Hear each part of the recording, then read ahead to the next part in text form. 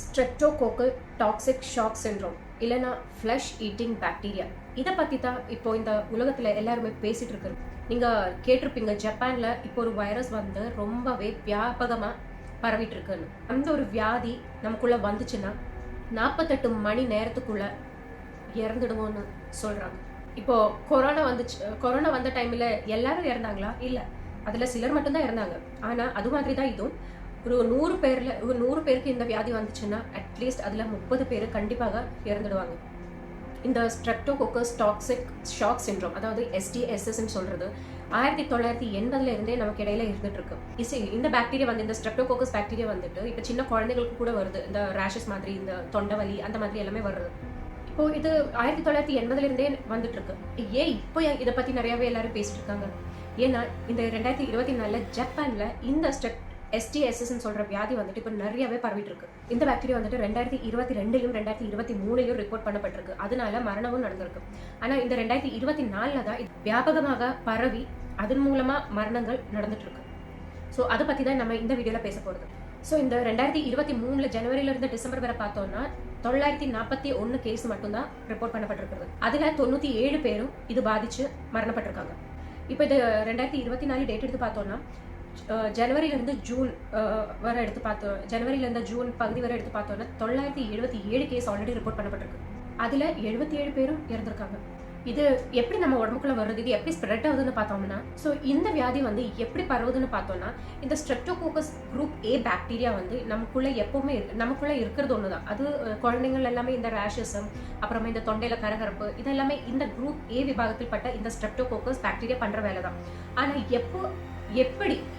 எப்படி இது டேஞ்சரஸ் ஆகுதுன்னா, இந்த பாக்டீரியா வந்துட்டு நம்ம பிளட் ஸ்ட்ரீம்ல என்ட்ராய், அதாவது நம்ம ரத்தத்துக்குள்ள போயிட்டு அந்த டீப் டிஷ்யூக்குள்ள போயிடும்.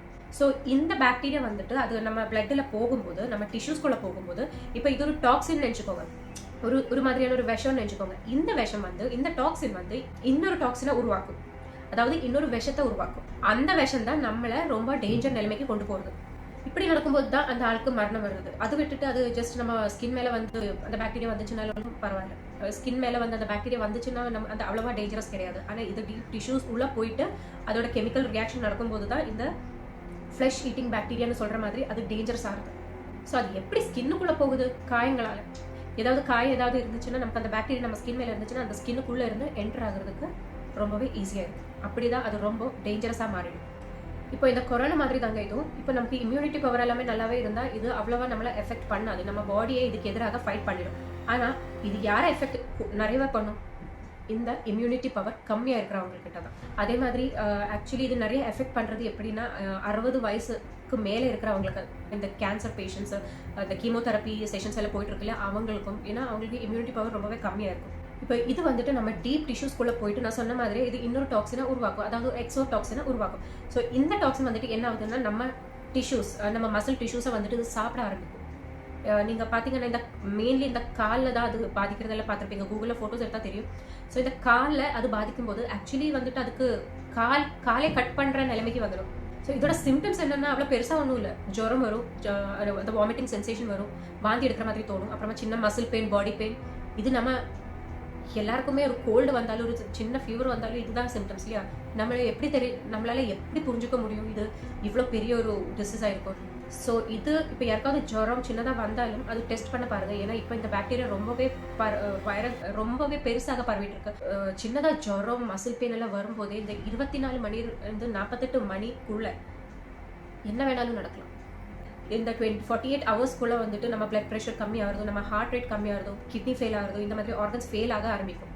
அது மாதிரி எல்லா ஆர்கன்ஸையும் நாசம் பண்ணுறதுக்கு இந்த ஒரு சின்ன பாக்டீரியாவில் முடியும். ஆக்சுவலி இது ஸ்கின்னுக்குள்ளே என்டர் ஆனதுமே நம்ம இறந்துடுவோம், அந்த மாதிரி ஒன்றும் இல்லை. இது நம்ம டிஷ்யூக்குள்ளே போகணும், இந்த எக்ஸோடாக்சின்ஸை உருவாக்கணும், அப்புறமா நம்ம இம்யூனிட்டி பவர் ஒர்க் ஆகாமல் போகணும், நாம் டாக்டர் கிட்ட போகாமல் இருக்கணும். இதுக்கப்புறம் தான் இந்த நெக்ஸ்ட் ஸ்டேஜ், இந்த ஆர்கன் ஃபெயிலியர் எல்லாமே வருது. ஸோ நம்ம ஃபஸ்ட்டு ரொம்பவே கேர்ஃபுல்லாக பார்க்கணும். முதல்ல இந்த சின்ன ஃபீவர் வந்து டாக்டர் கிட்ட போய் செக்அப் பண்ணிக்கோங்க.